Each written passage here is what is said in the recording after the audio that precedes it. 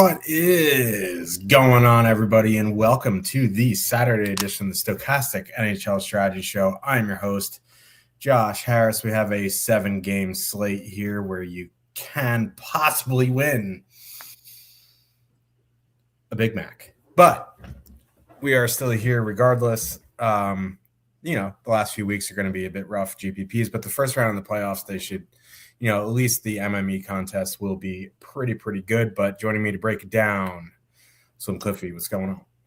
Not a whole lot. Beautiful, sunny afternoon here. First time had a full day of sun in quite a while, which is always nice.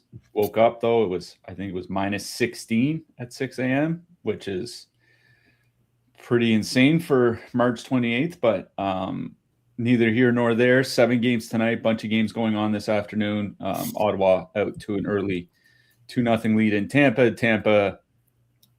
Kucherov is sick, apparently. I mean, he's hungover. Exactly. Illnesses have kept guys out for like a week, 10 days, 2 weeks at times this season. So we'll see what happens there. Big win for Detroit last night. Beat Buffalo 5-2, 2 power play goals. They scored 3 goals pretty early in the game and kind of, I don't want to say cruise the rest of the way because Buffalo pretty much controlled play for the final 50 minutes of that game. But that was a pretty big 2 points for Detroit. They couldn't afford to let that go. If they lose that game, they're 3 points back with, at least 2 teams to jump, if not 3. So big win for them. They're back on the board here tonight. We'll definitely have to talk about that, even as much as I don't really want to, because the Detroit, man, they just never go away. Obviously, as a Montreal fan, it's kind of annoying, but again, neither here nor there. 7 games, pretty intriguing matchups. Excited to break it down. The best game of the season is on this slate. We have Vancouver in Calgary for Hockey Night in Canada. I cannot think of a better matchup. I legit would rather paint my basement and watch the paint dry than watch that game. But what can we do except break down some chalk in that game? But let's get it started with normally a later game, but it's an afternoon game in Colorado, 7 p.m. Eastern. Winnipeg Jets with a 2.4 total heading into Colorado. The Avs have a 3.6. Jets going Scheifele, Connor, Iafallo, Lowry, Perfetti, Velarde. Avs going McKinnon, Netchus, Landeskog, Nelson, Nichushkin, Colton, Kadri, O'Connor, Lehkonen. Start on the Winnipeg side here. Winnipeg has the lowest total on the board here. Lower than Toronto, lower than the Flyers, lower than Vancouver. So, I mean, listen, the top line's still coming in with 5.5% projected ownership. And I get it from the standpoint that, like, McKinnon and Netchus and Landeskog have not been great defensively, but they've been getting great goaltending behind them. So if I'm going to spend $17,000 on a 2.4 road total, like, that's just not something I really want to do, especially when you have lines like Detroit, Vegas, Utah right below them. You have Vegas 1 right above them. You know what I mean? So not only are they priced in a awkward zone, it's not a great matchup. Alex Iafallo does really nothing for me on that top line. So I guess if anything on the Winnipeg side, it would be that second line at 11-9. They've been pretty good offensively. You get 2 of the 3 on the top power play. It's a terrible power play matchup. That Brock Nelson line, a little bit below league average defensively, nothing to ride home about, but I don't know. I'm not super high on Winnipeg here. If you happen to get some Winnipeg 2 in your MMEs, fine. Get 1 Winnipeg 1. I won't, berate you for it. But for the most part in single entry, I'm out on Winnipeg. Colorado is an interesting story here. They are obviously the most expensive line of the night, $22,900, 23.9% top 2, 11.2% projected ownership. There's only 2 lines above 20K. They're both 22K and up. Montreal won on the road in Nashville, and Colorado at home to Winnipeg. So from the sense of like, if I'm spending above 20,000 here tonight, like Colorado 1 would be the line for me. The Scheifele line is below league average defensively. Their penalty kill, like Winnipeg hasn't had a good penalty kill since we started doing this show. It's been better this year, I guess. Connor Hellebuyck hasn't been great this season. It's more of an indication of the team put out in front of him more than his abilities. I'm spending up above 22K here tonight. It would be for Colorado 1. You can do it just because there's so many cheap lines here tonight. I kind of like the depth here. Nelson, Nichushkin, Colton at 13K, Kadri, Lehkonen, O'Connor at 12-2, only because like you get Josh Morrissey off the ice. It gets pretty feisty pretty quickly. Listen, McKinnon's matchup proof, obviously number one line on the board here tonight. But if you don't want to spend 22.9, I think that second line and even the third line are in very good matchups. I prefer the second line, but I think the third line's fine. I think there's 3 playable lines in Colorado. It just depends on what you want to do and what price point you want to spend. Yeah, I'll start on the Winnipeg side. I mean, I don't really have a ton of interest in that Jets top line. As you mentioned, there are a lot of lines in that price range. Like if you look between like 15 and 17K, there are 8 lines in that price range that I think are playable. And Winnipeg is the most expensive out of all of them. Now, as you mentioned, Colorado's top line hasn't been that great defensively. In fact, they haven't been very good, but they have gotten great goaltending. They've gotten it basically all season. Now, great goaltending doesn't always hold up game in and game out. Like, even Connor Hellebuyck, who had one of the best seasons we've ever seen, or at least this century last year, had some bad games. So like if I was 20 maxing, maybe I get one of Winnipeg, one is single entry. I just think there are so many other options in that price range I'd rather go play. And the thing is like, it's not like they're coming in with very little ownership and the rest of them are all going to be much higher owned. Like there are a bunch of lines in like 5 to 9% projected ownership in the same range as Winnipeg 1. So I'm out on Winnipeg 1. You want to go down to Winnipeg 2, fine. But I mean, they're getting decent ice time, like at the low end.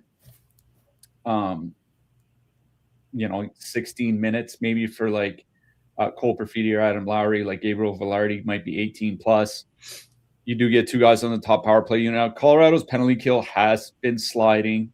It was strong earlier in the season. It's been about league average since December 1st. It's been below average over the last 25 games. It's not like Winnipeg's power play is what it was last year, though. So I don't know. I don't really have a ton of interest in Winnipeg. When I went to run the Sims, the 2 they only gave me back 1 positively leveraged Winnipeg player, and it was Josh Morrissey. And the next guy after that is Dylan Sandberg. So, and then the guy after that was Alex Iafallo. And then after that, it was Connor Hellebuyck. And then after that, it was Neil Pionk. Like the 5 highest exposure relative to ownership in the Sims that they ran, 3 of them were defensemen. 1 was the goalie, and the only forward was Alex Iafallo. Like I don't have a lot of interest here. Winnipeg 1 in single entry. Colorado, though, you and I were talking a little bit before the show. The other, because this is a home and home. They played in Winnipeg a couple nights ago. In that game, now Colorado is 9 points clear of second place in the Western Conference. Like Colorado is first place in the West, like home ice right through to the Stanley Cup final wrapped up if they get that far. They still played Nathan MacKinnon 24 minutes in a regulation game. It didn't go to overtime. A regulation game where they have the conference wrapped up. Nathan MacKinnon still played 24 minutes. So, like, I typically don't – I always say I don't play lines that expensive, but normally that's on bigger slates. On a smaller slate like this, 22,900, like, if you're going to play Nathan MacKinnon that much, I feel like, I mean – it's not a bad idea. Even Arturi Lehkonen, like he has a couple games ago, he played a little over 16 minutes, but that's when they blew out Pittsburgh. Other than that, 25 minutes, 21, 23 and a half, 19 and a half. Like he's probably going to be around or over 20 minutes. Now, if you want to take in or take out Landeskog, fill your boots. Like Landeskog at 5K, I would probably rather just put in Nelson or Kadri for an extra $200 or $400 or whatever, make it more of a power play stack. Like Winnipeg's penalty kill over their last 25 games is well below average. It's bottom 10 in the league. You go back to December 1st, it's 28th in the league. And Colorado's power play has been better with Kadri. Like 9.6 expected goals, 9.8 actual. This is a team where the top power play unit was at like 5.5, 6 goals before Kadri got there per 60 minutes. That's gone up like 50%. They're not elite, but they are better. And against a bad penalty kill, I don't mind playing Colorado 1. Like I said, I might take out Landeskog and put in Kadri or Nelson or something like that. Just because, like, we'll get to them later. There are a bunch of lines you can play between like 9 and 11K here tonight. So obviously Colorado 1 is the number one. I mean, it's my number one line on the board. I would turn it into more of a power play stack. If you want to go to one of the Colorado depth lines, I think, either of them are fine. Both of them have been pretty good. That second line is what stuck out to me. Nelson, Nichushkin, Ross Colton, 13K. A little bit of negative leverage, but obviously you get Nelson on the top power play. When I was running sims, like it did give me the Colton line, like most of the guys off the Colton line, like Colton, Nichushkin, and Nelson before either wingers on the top line. So I don't mind Colorado too if you want to use them as a filler, but given how bad Winnipeg's penalty kill has been for a while and how much Colorado's power play has improved since Kadri got there, I really do like Colorado 1. And like I said, I would probably turn in some sort of power play stack and put in Nelson or Kadri over Landeskog. Montreal Canadiens with a 3.3 total. Heading into Nashville, the Preds have a 3.2. Montreal going Caulfield, Suzuki, Slavkovsky, Newhook, Kapanen, Demidov, Bolduc, Evans, Anderson. Nashville going Stamkos, O'Reilly, Evangelista, Forsberg, Marchessault, Wood. So Montreal 1 is 22K. They're the only other line above 19-1, and they're 22,000 on the road matchup. This is another reason why, if I'm going to spend up, I'm going to go to Colorado. Cliffy just mentioned that Nathan McKinnon played 24 minutes in a regulation game. The Canadiens' last game against the Blue Jackets, it was a 2-1, very close game. Suzuki played 19 minutes. Caulfield and Slavkovsky were like 17 and change. That's 22K is a lot of cheddar for under 18 minutes for some of these guys. Not only that, they're going to be glued to the O'Reilly line, which has been their only good line all season. So, like, if you do want to get to them in MME, like, fine.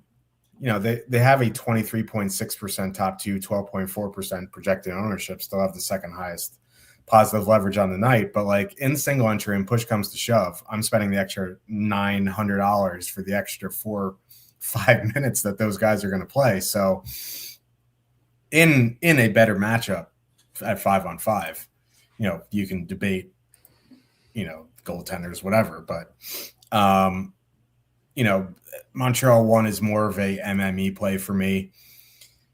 I am annoyed that Josh Anderson is on that Evans line instead of, anyone else really. But I guess like a two-man of Evans, Bolduc, I guess is fine. A one-off Ivan Demidov is fine. But really, it's more MME for me. On the Nashville side, this top line is 15,700. They do have a tough 5-on-5 matchup with Suzuki line, but it's a good power play spot. Their power play, whatever with Marchessault there, but I guess it's fine. Like they're not chalk. They have positive leverage. They have an 8.2% top two, 7.7% projected ownership. I much prefer to play them than the second line. But the problem is the second line is going to be in much more favorable 5-on-5 matchups, and they've been scoring mostly because Forsberg's on like a Kucherov type heater. They're not creating anything, but they're scoring just because of how good Forsberg's been going for 15-5. They have a little bit of positive leverage. I think they're fine. I wish the O'Reilly line was in a better 5-on-5 matchup because I'd much prefer to play them, but I don't mind Nashville 2 here, or even just like a Forsberg one-off. Nashville 1 is fine. I think this game's mostly MME for me. Yeah, this is an interesting matchup because obviously it's going to be top line versus top line. That Nashville top line has been pretty good, whether it's been Stamkos or Forsberg next to O'Reilly or Evangelista. They've been expected goals against better than league average, goals against better than league average. Like they haven't been, they're not super elite defensively, but they are very good. So it does make it a tougher matchup for Montreal 1. It's not like Nashville has a bad penalty kill or anything, right? Since December 1st, top 10 in the league by goals against per minute, last 25 games. I think they're 11th in the league by goals against so like been well above average for a long time now. They don't take a ton of penalties, like around league average over their last 25 games. So like at that, like you said, at that price for Montreal, I'm just going to Colorado. Like if I'm playing single entry, I'm just going to Colorado at home against Winnipeg as opposed to Montreal on the road against that Ryan O'Reilly line, especially with the ice time. Like I was kind of surprised to see the ice time as low as they were last game, but that's kind of what happens. Is like Caulfield is not a guy that plays with the empty net, right? Like he has 0 empty net goals this year. Slavkovsky will, Suzuki will, Caulfield won't. And if they do get into some penalty trouble, those guys aren't going to get ice time either. So I would prefer to play Colorado over Montreal 1. The question is what to do with Montreal depth. Like, it's kind of funny that Zach Bolduc, he went something like, it was like 30 games without a goal until he scored the other night. But it's not like he hadn't been getting involved, right? Like his last 10 games, I think half of them he has at least 2 shots on goal. So, like, he has been getting a bit involved offensively. Jake Evans plays 17, 18 minutes a game. So, if you want 2-man, like Bolduc and Evans or something like that, I think that's where I would go. Just because once you get past the O'Reilly line, there isn't much for defensive depth or defensive ability on this Nashville roster. Like, it gets pretty thin pretty quick. You say the same thing about Montreal, and we'll get to that in a second. But, so, yeah, if you want to do that, I think that's fine. Like, one-off Demidov, like, Demidov, he hasn't had a ton of shots on goal when I was looking of late. He only has 15 shots in his last 10 games, but I've watched every single one of those games. He has had a lot of good opportunities. There's one game he had 2 breakaways and he got stuffed on both. Like, that's what happens. But if you want to one-off him, I think that's fine. But if I'm stacking anything, it's probably from the Nashville side. When I ran the Sims earlier, the top positive leverage was Ryan O'Reilly. Number 2 was Luke Evangelista. Number 4 was Steven Stamkos. Eric Holla in between those guys, funny enough. Sims do seem to like Nashville 1 here. The thing is like this is a pretty good power play matchup for Nashville. And Nashville, not that they have a great power play, but for a top power play unit, it's about league average. And against this Montreal penalty kill, you don't have to be better than league average to get 1-2 goals, if they do get lucky. So I'd be almost kind of tempted to take out Evangelista and put in Forsberg, or take out Evangelista. If you want to keep it around the same price, put in Marchessault instead. But as you said with Forsberg, just kind of the tear that he's been on for a while now. He was held off the score sheet in that loss against New Jersey. Before that, it was 12 points in his previous 5 games. Going back to February 1st, he had 22 points in 17 games, averaging 3.3 shots per game. Like, he has been on a tear for a while. So I might, one off Forsberg, I think, is something that'd be perfectly fine here. But it is the top line general. Like, Montreal's top line, it is probably the toughest matchup on the Habs. It's not a tough matchup overall, just because their defense gets so involved so often in the play that they can get caught out of position and counterattacks against and things like that. So it's Nashville 1 for me. If I was going to one-off any player in this game, it would be Forsberg, which is why I find it hard to leave him off a stack, because it is such a good power play spot. But for me, it's Nashville 1 that I prefer here. If you want to dip down to Nashville 2, I don't have a problem with that. But like, that line's just not been very good. They have been scoring. High shooting percentages will do that, but that's going to come down at some point. 46 shot attempts for, 63 against per 60 minutes in their limited sample together. That's just bad. That's just flat out bad. So, yeah, Nashville 1 for me, but I would probably sub out Evangelista and put in, like I said, if I want to keep it around the same price, put in Marchessault. If I want to, put it up over 19K, then, and I'm fine with that, then it's Forsberg. Toronto. Hello. Leafs, 2.6 total.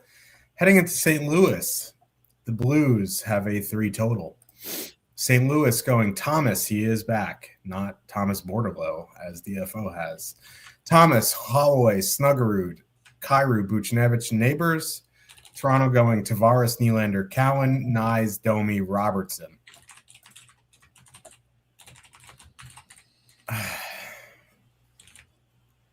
Okay. The Leafs top line here, I believe, is fully correlated. Yeah. 16,500, 11.5 or 11.8% top 2, 12.5% projected ownership. Now, it was a much better matchup when Dalibor Dvorsky was on the top line with Robert Thomas there. Like, do I really want to play negatively leveraged Leafs on the road? Not particularly, but it's the only line on Toronto that I really have interest in. Like, that second line is coming in double their top 2, and it would be an absolute cold day in hell before you saw that line in my lineup in single entry. So, generally speaking, that top line hasn't been awful. This Blues lineup honestly has been pretty good. We'll have to see, because I know the Blues alternate goalies, so it might be Binnington in that. It is Binnington tonight. Binnington is having a pretty bad season compared to Hofer. I don't love the Leafs top line, but I wouldn't behoove you from playing them. The Blues don't take a ton of penalties, but their penalty kill isn't great. So I guess Toronto's fine. I'm not getting there in single entry. If you do, fine. But for me, the interest is on the Blues side. The top line now is 19,800. They're the most expensive non-20K line. They have a 16.4% top 2, 9.4% projected ownership. That Leafs tops line for, whatever it is, hasn't been awful defensively. But that Blues top line now is fully correlated. The Leafs penalty kill is garbage. Their defensive pairs are just bad. I honestly don't have a problem playing the Blues top line here at 9.4%, one of the highest positively leveraged lines on the night. The second line is interesting from the fact that the Domi, Robertson, Nyes line is absolutely atrocious defensively. Now, without Thomas in the lineup, Buchnevich played almost 20 minutes. Kyrou and Neighbors are playing, 16, 17. That was just one game. I would assume their minutes come down a little bit here, but maybe Kyrou will play 14, 15 instead of 12, 19. Who knows? But the matchup against that Domi line is just too good to ignore at 12,600, 3.7% projected ownership with a 2.6% top 2. I don't mind them being a little bit negatively leveraged. They are fully correlated on another unit. So I think there are 2 very playable lines here from the Blues.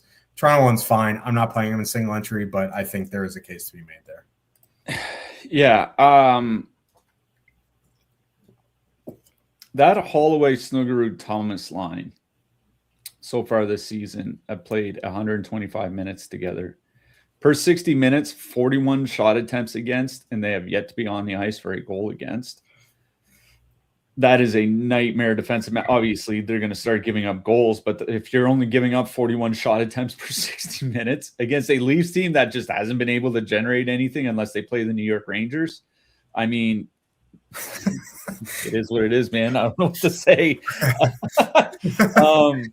Yeah, I don't really have a ton of interest in Toronto here in single entry. Again, they're one of those lines in that 15 to 17K range. Like, to me, they're closer to Winnipeg than they would be to like Nashville, Utah, Vegas. So like somebody wants to play them at 12.5% ownership because they're perfectly correlated. You know, they get ice time. Cowan at the low end will play 16 minutes. Tavares and Nylander will play like 19 to 21. So like a perfectly correlated top line where the two top guys are going to play 19 to 21 minutes on a short-ish slate, on a 7-game slate. Like, it's not terrible in and of itself. And getting Binnington theoretically is the better play, but you know, 5 games since Binnington came back from the Olympics, 9 goals against in those 5 games with a .925 save percentage. Now, how much of that is St. Louis improving and how much of that is Binnington? I'll leave that up to everyone to figure out themselves. Like, but goalies, sometimes they just have good stretches. That's what happens. But like, if this was like 12% top 2 stack Toronto and 3% ownership, that'd be one thing. But slightly negative leverage with a bunch of lines in the same price range, like, I'm out. And things just get worse the further down you go in the lineup. So like, I mean, if I were to play Toronto here tonight, it would be the top line. I don't think I'm going to be playing Toronto here tonight. St. Louis side, like that St. Louis top line you mentioned, 68 shot attempts, 3.2 expected goals, 5.8 actual in their time together, perfectly correlated. They are getting minutes. Like, before Thomas, like, he only missed that 1 game. Before that, like, Snuggerud might play like 17, 18, Holloway like 19, 20, Thomas 20 plus. It's not bad for under 20K. Toronto's penalty kill, as you mentioned, has fallen off a cliff. It was a strength earlier in the season. Over their last 25 games, worse than Anaheim and Philadelphia. It's not where you want to be. Not like the St. Louis power play is any good. In fact, the St. Louis power play is probably worse than the Toronto penalty kill. But, I mean, at least they get a good matchup. It would probably be St. Louis 1 for me from this of the 2 top. Like, if I were to play one of the top lines, I'd rather play St. Louis than Toronto. But I think, I hate to say it, I'm probably going to go back to St. Louis too. It's just at 19,800, I'd be tempted to go play that Nashville stack I talked about, or just say, you know, because you can't play 2 lines at that price in the same lineup. I'd just say, screw it, I'm going to pay the extra $3K and go play Colorado instead. I have no issue with St. Louis 1 in and of itself, but you mentioned how bad that Toronto second line, Nyes and Domi, have played almost 150 minutes without Austin Matthews. 74 shot attempts against per 60, 3.6 expected goals against per 60. That is horrific, man. Like, that is something you would have seen on last year's Chicago Blackhawks team. It's a great matchup for St. Louis too. I do wish they were going to get more minutes. 12,600 and a matchup that good, I don't think you need 19 minutes apiece to get there. So Kyrou, Buchnevich, Neighbors, 2.9 expected goals per 60. They've been dominating the play. That's where I would be. If you just want a 2-man like Buchnevich, Neighbors, or Buchnevich, Kyrou, I think that's fine. But for me, it's St. Louis 2. I prefer both the St. Louis top 2 lines. And I will shout out St. Louis 3 quickly. You know, Suter was on that line. He's off. Dvorsky and Berggren haven't been tremendous, but they have been better than the Toronto middle 6. And for like a 2-man of like Dvorsky, Berggren or something like that, if you are playing expensive Colorado or expensive Montreal or something, I do think it's one of those like pretty much punt 2-man stacks that you can use. But if I'm playing a 3-man stack in this game, it's St. Louis 2. Poor Leafs. No, not poor Leafs. I say you give a lifetime contract to Berube and Trevling. Just elite front office. God, they're terrible. Philadelphia Flyers with a 2.6 total. Heading to Detroit, the Wings have a 3 total. Flyers flying. They're doing Dvorsky, Konechny, bump. Zegras, Tippett, Barkey, Cates, Mitchkov, Grunstrom. Wings played last night with Gibson, but Talbot's hurt, so it might be Gibson again. I would assume so because it's a very important game again. So Larkin, Raymond, Comfer, Kopp, DeBrincat, Kane. On the Flyer side, this is fairly straightforward. It is Tippett, Zegras, Barkey, or Hasta La Vista. Like, I have no interest in Mitchkov, Cates, Grunstrom. I guess you could play some Dvorak, Konechny bump. But, like, just because the Larkin line is just, in their 2 games with Raymond and Comfer, they've been atrocious, but they are going to run into Seider, Edvinsson, which is never ideal. Plus, Zegras, Tippett, Barkey have been excellent whenever they've been together. They're going to avoid that Seider Edvinsson pairing. It would be Flyers' second line. On the wing side, it would probably be Kopp, DeBrincat, Kane. Now, it's a pretty good power play matchup, even with Vladar net. I would probably leave off Kopp and add in Larkin, but then you're looking at 19-2, and you're right in that range where it's just like, that's kind of expensive. You could just leave Kopp because they're going to see, that Cates line for the most part. I don't know. I'd probably turn it into some sort of power play stack. I don't particularly love this game. I honestly think my favorite line in this game is Zegras, Tippett, Barkey at 13-1. I don't really like stacking the wings just because you end up with third wheels on every line. So it would be some sort of power play stack. Yeah. So here's the interesting thing for me is that Detroit, even with Larkin back, Detroit has been using that Andrew Kopp line more in a shutdown matchup. Since the Olympic break, that line is at 3.2 expected goals, 3.5 actual. We know they've been pretty good together this season. They do play 19 to 20 minutes, even if Kopp's not getting top power play time. And if they do get those shutdown matchups, that means they're going out against the Philadelphia top line, that bump Konechny Dvorak line, which has been awful defensively. 59 shot attempts against, 3.2 expected goals against per 60. It's just really, really bad. DeBrincat, Kane, Kopp, 16,700, coming in with a bit of positive leverage. They are one of those lines in that price range that I'd rather play than Toronto. I'd rather play them than Winnipeg. Like, that going out against that top line for Philadelphia is a matchup that heavily favors Detroit. And when I ran Sims, 4 guys from Detroit came in with positive leverage, 1 defenseman, and the 3 forwards were DeBrincat, Kane, and Kopp. I really do like that Detroit second line here tonight. If you want to go to the top line, I'm not going to begrudge anything like that. But Alex DeBrincat has the 6th highest projection of any player on the board here tonight. He's been quietly electric basically all season, but the last 10 games he's averaging 1.5 points and 3.8 shots per game. Like, he's been just on an absolute tear. So I really do like that Detroit second line as a middle 6 stack going out against Philadelphia 1. Now, that also means if they're going to go out against Philadelphia 1, that means Seider and Edvinsson are going to go out against Philadelphia 1. And that means I think Zegras and Tippett are going to be getting the depth matchups. So depth matchups for Zegras and Tippett gives me a little bit of interest here because they're at 13,100, as you mentioned, 2% top 2 stack. They're pretty much a filler.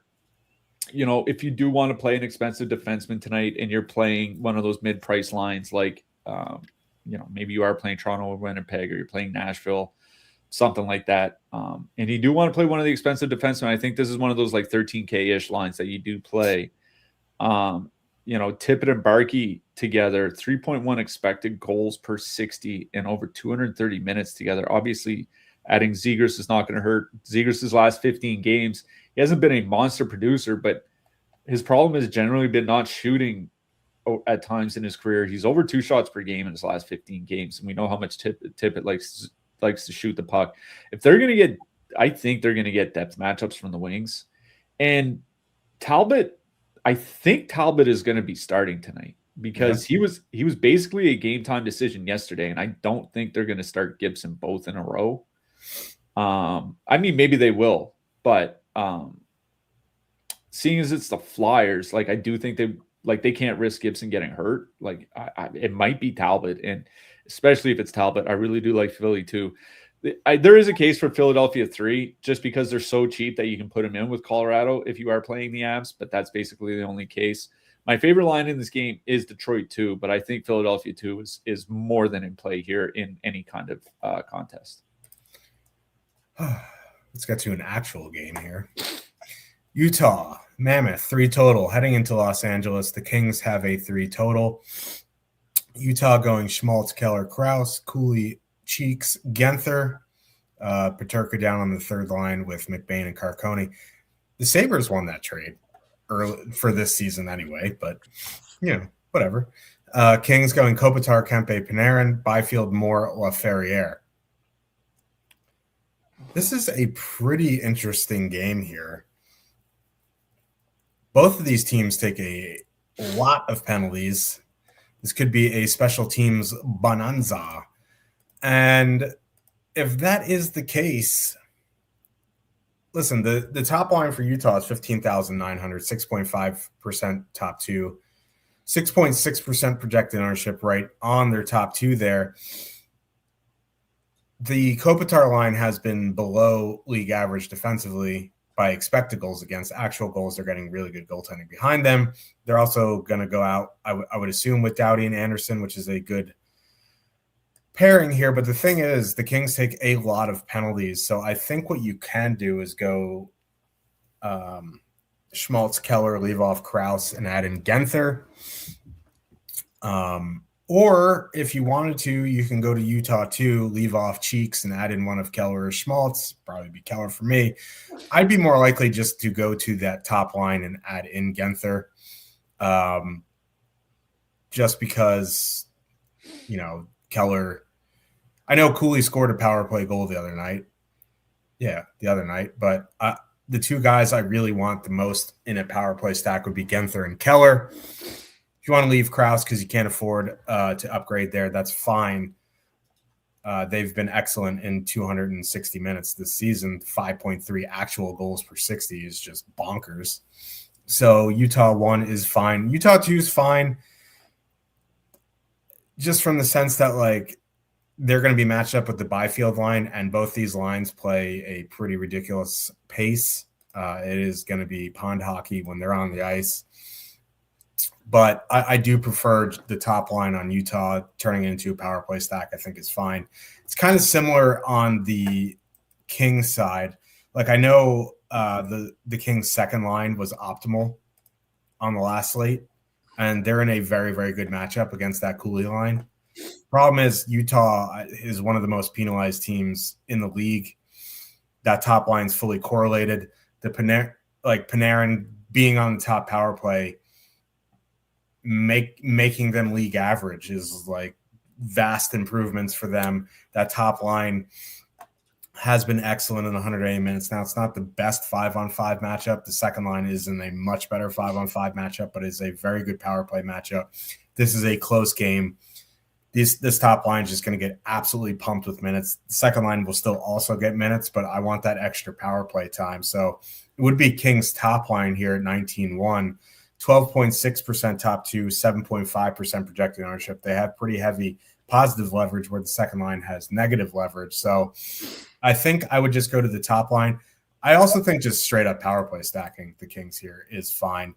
If you do, LaFerriere is only 4,900.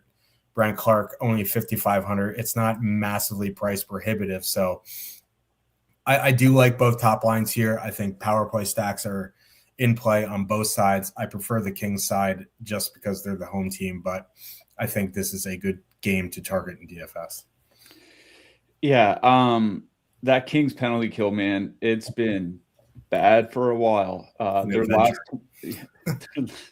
their last 25 games, fourth most goals against per minute in the league. If you go all the way back to December 1st, second most goals against per minute. And the Utah power play, it's kind of like Colorado's. Colorado struggled all season, and then they changed it over the last month, and it's gotten a lot better. Utah did the same thing. Barrett Hayton got hurt. Logan Cooley back on the power play where he was earlier in the season. Utah power play 9 goals per 60 minutes with Cooley there. Again, not elite or anything like that, but above average for a top power play unit. And that makes a big difference when you're facing a penalty kill as bad as Los Angeles is. So that's why, like, you know, if you want to do, like, I think you can do Keller, Schmaltz, and even Cooley if you want. Like, I hate leaving off Dylan Guenther because he does shoot so much. Cooley's only $4,600. He's only $1,100 more than Krause. So if you're trying to keep the price in check, it's only a $17K line if you do Keller, Schmaltz, and Cooley. If you want to put in Dylan Guenther, I obviously wouldn't say no to that. It is a, you know, Los Angeles has been scoring a lot more since they fired Jim Hiller. They've also been, like, fairly porous defensively. Like, the top line of Panarin, Kopitar, Kempe, 3 expected goals against per 60. The second line of Moore, Byfield, and Laferriere, also 3 expected goals against per 60. Like, it doesn't really matter the matchup. This is a good 5-on-5 matchup for that Utah top line. I would probably go Keller, Schmaltz, and Guenther. I agree with you on that. I'm just thinking, like, if you need to save the money or whatever, I think you go down to Cooley. I think you can straight up power play stack Utah here.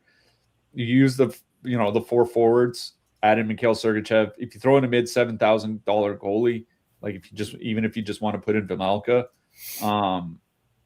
you have, I think it's $4,600 per roster spot. After that, like, you don't even need to punt after. This is one of the better power play spots on the night. I really do like the Utah top line here.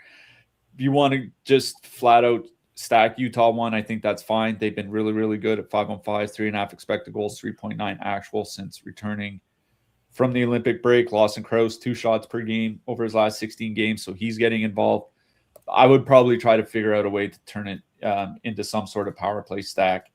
On the Kings side, like, the last time the Kings were at home, they faced Buffalo. In that matchup, Kopitar, Kempe, and Panarin had more ice time against Buffalo's 4th line than they did the top line. They used the Byfield line a fair bit in a shutdown matchup.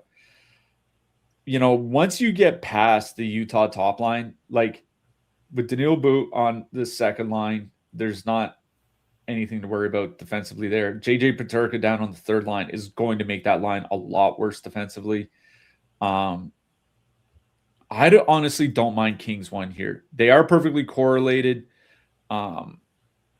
They have had a good power play. Like, I mentioned it the other day on the show, like, with Clark and Panarin on the top power play unit, they've been around league average, which is a miracle for Los Angeles. And you mentioned Utah's penalty problem.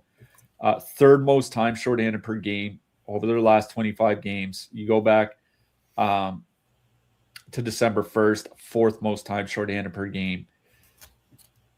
The Kings don't need a great power play to go 1 for 4 here tonight. You know what I mean? And you get a bunch of depth matchups against Utah.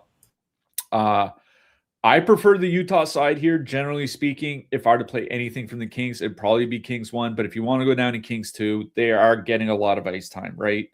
3.5 expected goals, 4.4 actual per 60. Those guys are all going to be playing probably 18 to 20, 18 to 21 minutes. You get Laferriere on the top power play. No issue with Kings 2 here, but I think for me, this is a game about the top lines, but I prefer Utah. All right, let's get to... Ladies and gentlemen, this is the main event of the evening.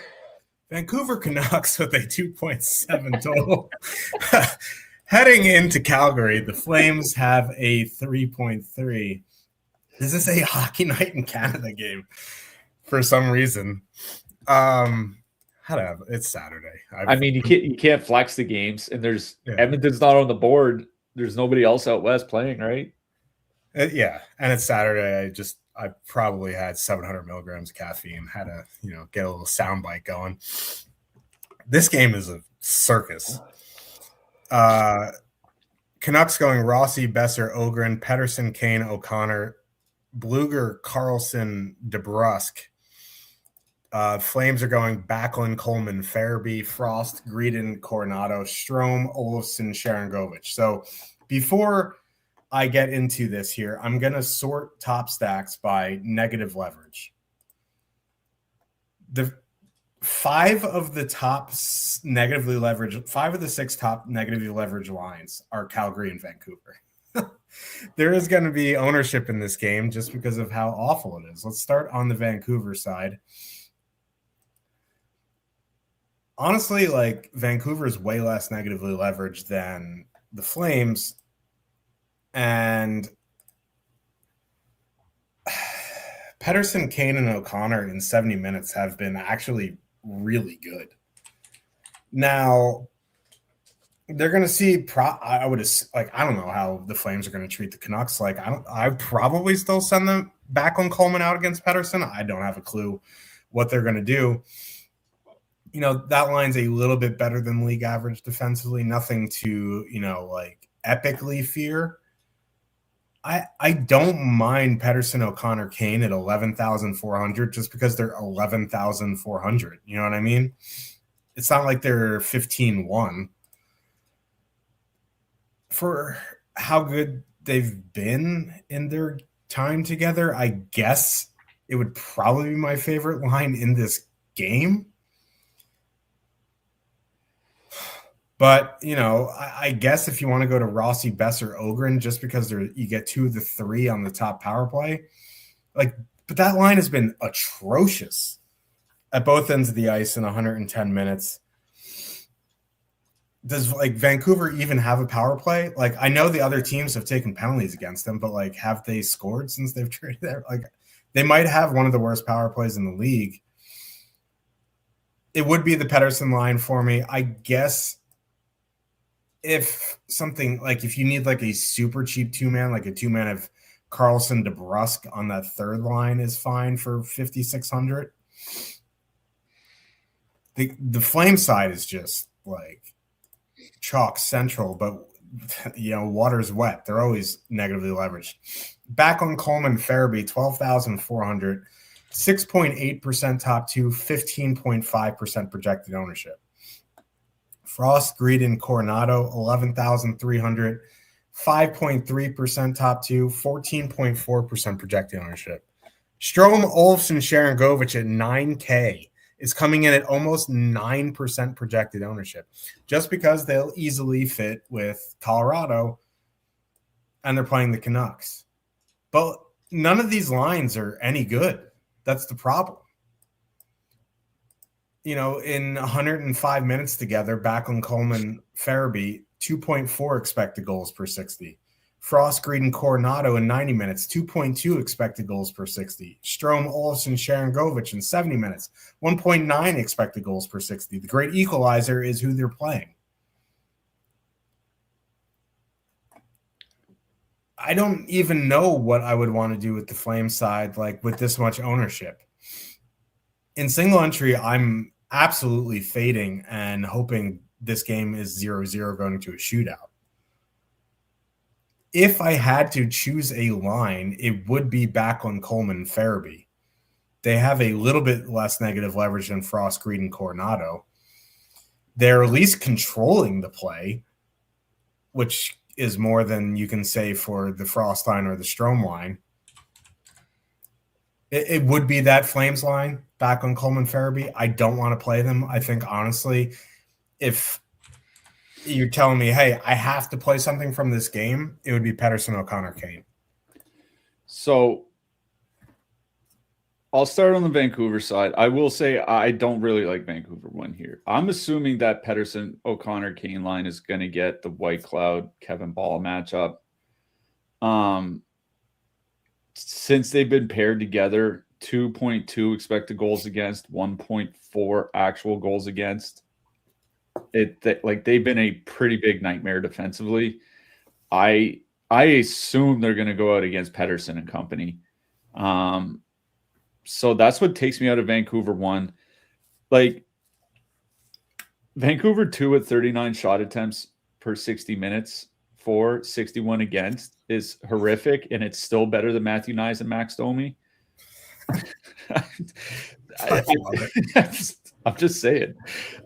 They're getting ice time, right? Like Besser and Rossi will play 17, 18 minutes. Even Ogren will be around 15. Like, I guess they're fine. I'm going to be honest. This might be a game where I go down to back to our boys on Vancouver 3. Fighting Bluegers, baby. Yeah, against the depth from Vancouver. Not that I have a ton of faith in them, but Carlson and DeBrusk have played 65 minutes together with a variety of centers not named Elias Pettersson. 60 shot attempts, 3.2 expected goals for. They haven't scored yet. It is still the Vancouver Canucks, but at least they're generating something. DeBrusk over 2 shots per game in his last 10 games.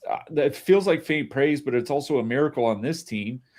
Against the depth matchups from the Canucks, like if I'm playing Colorado, even Montreal maybe, like that Vancouver third line is one of those super cheap lines that I'm considering, and it's all that I'm really considering from the Vancouver side. The Calgary side, it's like, I don't know, man. Like, I guess it's Coleman, Backlund, Farabee. I mean, they're getting ice time, right? Like, they'll play 17 to 20 minutes.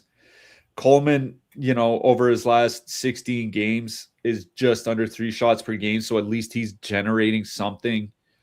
Maybe they can counterattack on the Vancouver power play and get a shorty or something like that. I imagine they're going to see a fair bit of that Vancouver top line. I mean, it's not like you're really super worried about matchups, but that Vancouver top line obviously has just not been very good defensively. Whatever offense they have been able to generate, they certainly give it back on the defensive end. I think Calgary 1 is fine. It would be the line that I would go to. And, when I did run Sims, I hate to say it, but Sims did give me a fair amount of positive leverage on Michael Backlund. But the thing is the Sims, the 3 heaviest positive leverage guys were guys from 3 different lines. It was Backlund, then Olsen, then Manfred Greedon. So, I guess it would be Calgary 1. I'm going to be honest. I think given how my lineup might look here tonight, if I do play Colorado, Vancouver 3 is the only thing I really have any interest in this game. This is a tire fire. Oh, yeah. Washington Capitals with a 2.3 total heading to Vegas. The Golden Knights have a 3.3. Same totals as last game. Completely different story here. Capitals moved Protas up to the top line, right? Yeah. So it's Strome, Ovechkin, Protas, Dubois, Wilson, McMichael, then Sordif, Leonard, Beauvillier.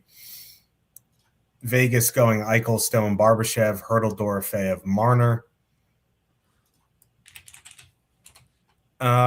This is a really good power play matchup for Vegas.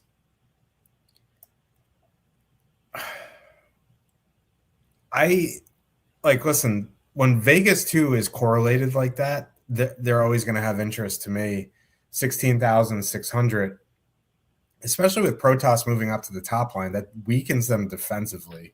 Like Dubois, Wilson, Protas were excellent together defensively. You throw McMichael onto that line for, he's speedy and good offensively. Not great defensively. I do like Vegas 2 here, but 11% top 2, 13.1% projected ownership. And then you go up to that top line, Eichel, Stone, Barbashev. They're going to get the Strome-Ovechkin matchup. It doesn't matter who their winger is. Strome-Ovechkin have been awful defensively for seasons. I lean towards the top line, but this is another one of those situations where you could just straight up power play stack, I think. Marner, go Eichel, Stone, Dorofeyev, or just straight up 5-man them. Hurdle's only 5K, Marner's only 5,600. We've seen them be almost 7K at times. So I think As a 5-on-5 line, it would be the top line, but I think you just power play stack. On the Washington side, I have no interest in Strome, Ovechkin, Protas going into that Eichel-Stone matchup. Not really a thing for me. When Hurdle, Dorofeev, Marner are together, that line has just been a meat grinder as well. So I guess it would be like a two-man of Sordif and Leonard, but at that point, like, I just don't want to play the Cap, so I'm probably out on them. Yeah. The Washington side, like, moving Protas to the top line does make it like kind of interesting for me, just because like 14,200 is pretty cheap. Protas can make just about any line better offensively. But I do feel like it's kind of like chasing after that Ovechkin hat-trick game the other night. Kind of makes me mad.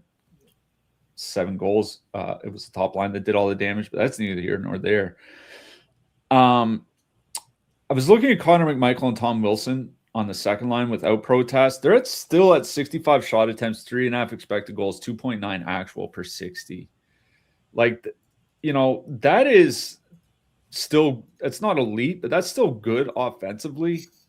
But whether you run into the top line for Vegas or even the second line, those aren't good matchups. 12,100.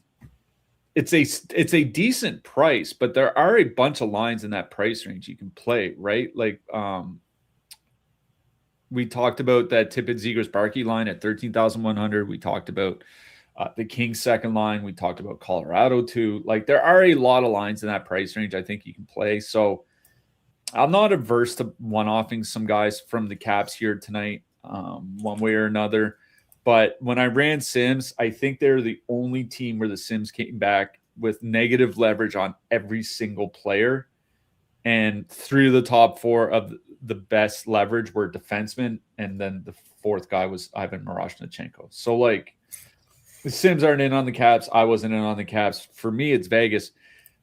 So I saw a news article a couple days ago. Mark Stone admitted in an interview he's playing injured right now, which you don't want to guess on how bad it is, but you see how that top line has been struggling to score since the Olympics. And it's like, well, maybe there's something to it. They've been generating just fine. Last 10 games, 3.2 expected goals, but only 1.2 actual. I mean, me personally, just doing this day in and day out for over 10 years now, when players are playing injured, it's not that I find it's not necessarily that they can't generate or can't control the play. They can't finish, right? It's kind of like that final step to creating a goal. They just can't get there. Like, I don't know, man. Like, it kind of worries me, which is why, like, I prefer Vegas 2 here tonight. It's the one line from Vegas that's been able to score since the Olympic break. 3.5 expected goals, 3.6 actual since the Olympics. Hurdle's been kind of blanked, but Dorofeev and Marner have been fine. When I ran Sims, the top 4 guys from Vegas, number 1 was Rasmus Anderson with positive leverage. The next 3 were all Vegas 2.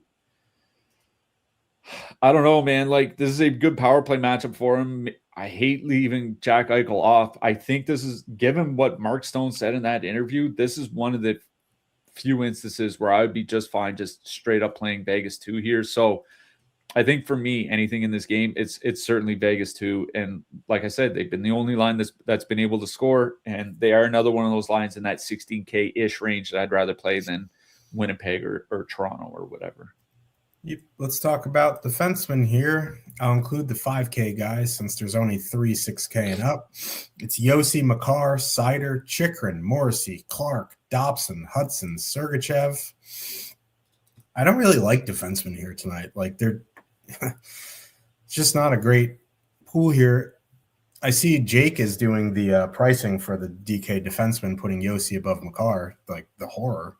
I think Makar is number 1 for me.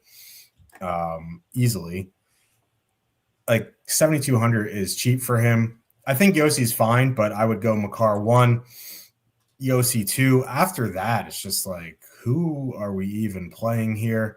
Chikrin under 6K, like, it's a brutal matchup, but like, he was like, what, 7,600 at times? seems like a pretty good discount there. But after that, like Brant Clark for sure. I think Noah Dobson is fine. You know, Sergachev is in a very good power play matchup. He's kind of like the inverse Adam Fox. Like his peripherals are good, but he never hits the score sheet. So I would probably go Makar 1, Yossi 2, Brant Clark 3, Noah Dobson 4. Yeah, by overall projection, Cale Makar is number 1. And if you look at the 3 defensemen, 6K and above, he also has the best point per dollar value. So I think Makar makes a lot of sense. For me, it goes Makar, Yossi, Seider. I think Seider's just fine. Like, listen, you talk about peripherals. Seider's had a block bonus in 2 of his last 3 games. He had the shot bonus a couple games ago against Ottawa of all teams.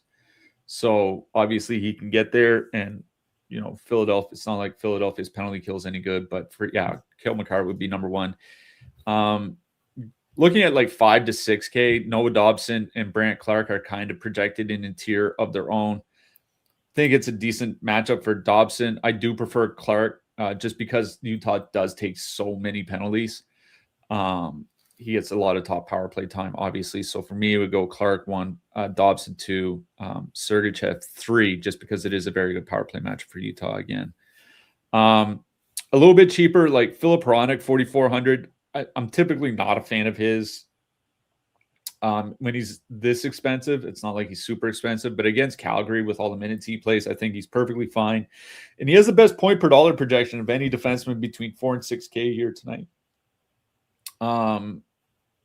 And then Philip Broberg. Not that St. Louis's power play is any good. He is getting power play time against a very bad Leafs team. So Philip Broberg, under 4K, the top projected defenseman, again, is Rasmus Andersson. Or as he's known, the Luke Hughes of the Western Conference.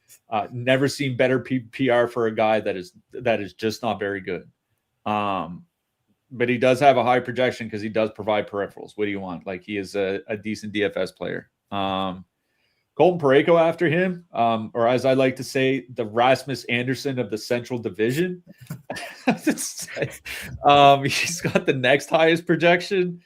Sam Malinsky, I think, is perfectly fine against Winnipeg at 3,100. Travis Sanheim, not that I particularly love him, but he's solid at putting up peripherals. Brady Shea probably should get a fair number of minutes at home against Montreal here tonight. Under 3K, Zach Whitecloud, Dylan Sandberg, Braden McNabb, and if you need a min punt, Tom Willander. Man, Matthew Schaefer is a dog, man. 19 points in his last 17 and a half games. 18 years old. Colton Parayko, get ready to learn Matthew Schaefer, buddy. Same with Sanheim. Those guys' days are numbered. Let's talk about goalies here. Hold on, just before we go too much further. Vegas didn't have a full morning skate, but Bruce Cassidy says Brett Howden will skate with Riley Smith, or Brett Howden will swap with Riley Smith, skating with Marner and Dorofeyev. So I guess Hurdle, Smith, Kolasar on the third line. Thanks, Bruce. Brucey baby. God, I hate Bruce Cassidy. Almost just had Butch Cassidy coach that team. Goalies. God, I hate goalies. Scott Wedgwood, I believe. Well, whoever the Colorado starter is, 8,500. I would assume, Winnipeg has the lowest total on the board. I would assume the Colorado starter will be number 1 projected. It's just too expensive for me. In single entry, I think in the top range, it would be Dustin Wolf for me. Honestly, I think Jordan Bennington is fine. I guess if it's John Gibson on a back-to-back, he would be fine as well, but I prefer Wolf and Bennington. In going down the list here in the 7K range, if it's Kemper, obviously both goalies in that game, Kemper, Vermelka, I would have some interest in. Joseph Woll, 7,400, is at least interesting. He's been the only good Leafs player for the most part. And if the Leafs win that game, it is most certainly on the back of Joseph Woll and not on the back of Nick Robertson. You know what I mean? So I don't mind Wool at 7,400. Nikita Tolopilo 7,300 I think is in play as well. Like Calgary, the king of quantity, not quality. And then listen, Connor Hellebuck. I don't love goalies against Colorado, but it's 6,900. You have to consider any goalie, especially Connor Hellebuck. Yeah, I think it's going to be Wedgwood tonight. They haven't confirmed anything, but they've been kind of rotating, and Blackwood started the last game. So, yeah, Wedgwood would have the top projection. He'd be like an interior of his own by overall projection and point per dollar. Number 2, Jordan Binnington. Listen, it's a matchup against the Leafs. What I worry about, honestly, is like 2 goals against on 16 shots or something like that, which, listen, if you watch the Leafs, isn't that far-fetched, and Binnington's only faced 31 shots in his last 2 games. So, St. Louis has been very good defensively, and the Leafs just haven't been able to shoot the puck. I do worry about that. Dustin Wolf is probably the guy for me. For me, it goes Blackwood 1, Wolf 2, Kemper 3. I would probably just play Wolf and just hope it's like 1 goal against on 20 shots or something. That's where I would be. For the cheaper goalies, like the highest point per dollar projection of any goalie under Darcy Kemper, who is 7,800, goes to Joseph Woll. I do think he makes a lot of sense. I mean, maybe this ends up like a 6-4 game because Binnington gives up 4 goals, 5 goals or whatever on 23 shots. I think it's possible, but I do think like if Toronto wins this game, it's like 3-1 and Joseph Woll stops, 28 of 29 or something like that. After that, like, yeah, I do agree that if you do need a full punt, then yeah, maybe you can drop down to Connor Hellebuck. I might go to Jacob Fowler for Montreal. He might see some decent shot volume here against the Preds. And Dan Vladar, not that I love playing a goalie from Philadelphia, but listen, the guy's only 7,200 against a back-to-back Detroit team that might be starting Cam Talbot. So I do think that's perfectly fine. Yep. Oh, what a slate we have here. Who you liking for your hat trick pick? I said to take him out of the stack, and I'd stand by that, but I'm going to say Gabriel Landeskog. Yeah, why not? You know what? No, I can't do it. It's just like that game is just atrocious. Breathe. I am going to go. Wait, where is this team? Here we are. I'm going to go third line legend who's going to walk at the end of the season, and it's going to be hilarious. Matias Maccelli. Matias Maccelli hat trick playing 13 minutes next to Dakota Joshua. That'd be one of those. Binnington, you're going to the AHL, buddy. Binnington will powerbomb Dakota Joshua at center ice if that happens. But yeah, we'll be back next week for shows. I think Monday, because it's like Wednesday and Friday, there's like 2 games each, but I think Monday's like a 5 or 6 game slate or something. Yeah. So Monday, Tuesday, Thursday, Saturday. Good luck, everyone, tonight. We'll see you in the Discord, and make sure you get some popcorn ready for that Hockey Night in Canada game. Good luck tonight, everyone.